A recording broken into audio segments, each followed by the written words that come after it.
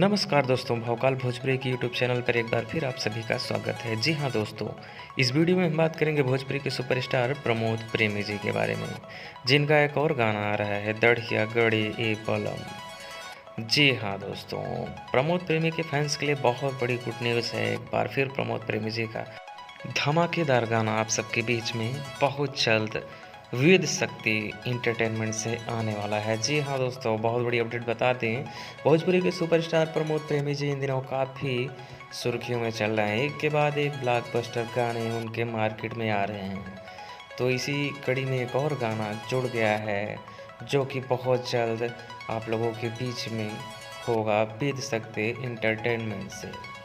तो कैसा लगा हमारा वीडियो? अगर वीडियो अच्छा लगा हो तो वीडियो को लाइक कर दीजिए और चैनल पर नया है तो चैनल को सब्सक्राइब करके बेल आइकन ज़रूर प्रेस कर दीजिए। धन्यवाद।